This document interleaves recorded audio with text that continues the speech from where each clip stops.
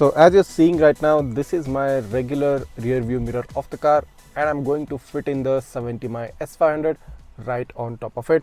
So if you can take the camera, you can notice these two rubber straps right here, and also the attachment of these rubber straps. I mean, these are movable, so they go up and down in order to adjust to a very wide rear view mirror.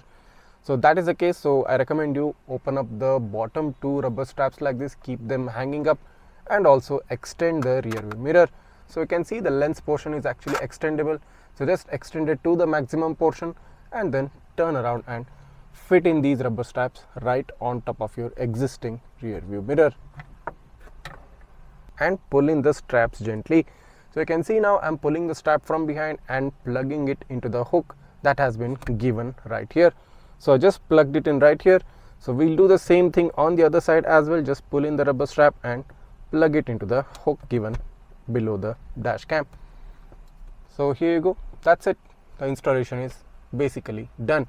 So what you can do now next is need to turn on the dash cam in order to adjust the orientation of the front dash camera. So I already installed the rear view camera wire and the power cable for this. So just bend down the mirror and you can plug in these two wires. So the main power cable is plugged in. Following that, I'll plug in the rear camera cable. Here you go, the rear camera cable is also now connected, and the dash cam has basically turned on. So now it is streaming a live feed from the rear view mirror. So if you want to correct the front camera video, just head into the switch camera mode and stream the front camera on the screen. So as you can see, this is a split screen view, and you get a front camera view on the left and the rear camera view on the right. So once you get that, adjust the camera lens angle based on the angle required by you. So once you adjust that, so as you can see now, currently the front camera is now properly focused. I mean, you can also see a different dash camera mounted here. So this is the 70mai A200. I have installed it for testing purposes. So move around the lens and adjust the camera angle to the required angle, and you're basically done. The dash cam is perfectly installed. So let's move on and show you the installation process for the rear camera. So as you can see, I have installed the rear camera on the chrome cladding at the rear bumper. So I have sticked it using the pre-installed 3M sticker tape, but I also recommend that you use the provided screws in order for more proper adhesion. Now since this is only for testing purposes, I haven't used the screws. So let's move on and show you how the wiring goes into the body of the car. So as you can see, I have passed the wire of this rear camera right behind this stock camera. I have placed it inside and made it pass through to the rear tailgate. So you need to open up the entire panel in order to run the wiring from one corner of the rear boot lid and pass the wire right outside. So you get two different cables. The red and black cable is basically the backup signal cable, and the another cable is a power cable. So two different cables. The power cable will basically go towards the front of the car, which will then connect to the front dash cam.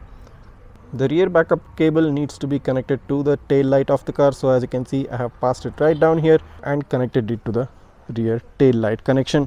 So whenever I engage the reverse gear, the signal from the reverse gear tail light passes on to the backup signal cable, and this engages the rear camera. So I've currently opened up the 70mai app, and as a first step, in order to connect the dash cam, let's click on the add dash camera button right here on top. So as you can see, now you have a specific option for the touch screen dash cam. So click on the touch screen dash cam button. So when you click that, it will give you the indication to connect to the Wi-Fi hotspot of the dash cam. So click on the connecting to dash cam hotspot. So now it says please make sure the device hotspot is turned on. So for that, head into the settings of the 70mai S500. Head into the system settings. Scroll down, and as you can see, it says Wi-Fi hotspot settings. Click on that and then turn on the Wi-Fi hotspot. You can also note that it displays the Wi-Fi hotspot and the password right on the screen. So this is the password which you need to enter while connecting to the Wi-Fi hotspot in your smartphone. So I'll just currently click on OK, enable the Wi-Fi.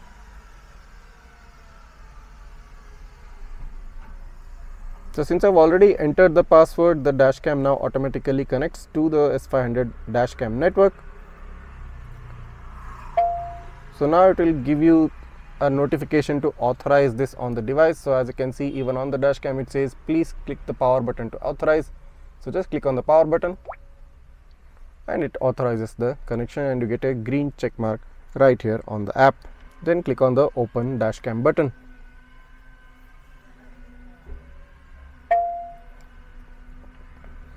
So now the dashcam is currently streaming onto the 70mai app. Within this, let's head into the settings and see what are the various different options which you get right here. So these are similar to the options which I've already shown you. Like these are also available within the screen of the dashcam itself, but you can also control this via the 70mai app. You have the video clip duration, which you can change from 1, 2 to 3 minutes. Then you have the anti-flicker set at 60 Hz. You have the 70mai logo, which you can enable or disable. Then you have the collision detection. While using parking sensitivity, you can select it as medium, low or high. You have also the time-lapse photography, which you can enable. Following that, you have the emergency video recording and voice control. Then you have the power on and off prompt tone, which you can enable or disable. The ability to change the speaker volume to low, medium or high, or completely turn it off. The touch screen prompt tone, the water bubble sound which the dashcam gives, you can turn it off or on. Then you have the record audio, or basically the mic option, which you can enable or disable. Then you have the language option, the screen standby mode, you can select it as always on. If you want to save power, you can select the screensaver, or you can completely make it to turn off. Then you have the auto power off with continuous inactivity. I mean, basically these are all the options which I've already shown you in my previous video, and these are available right on the screen of the dashcam, and you actually never have to connect to the app in order to change any of these settings. One option which I can show is the rear camera view. You can flip the camera view by clicking right here on the app, and as soon as you click on that, your rear camera view will show up on the screen. And if you want to flip it back to the front cam, just click on the button again and the front camera view will come up. So the front camera is basically a 4:3 aspect ratio, and the rear camera is a 16:9 aspect ratio. So this was the detailed installation and the app connection guide for the 70mai S500.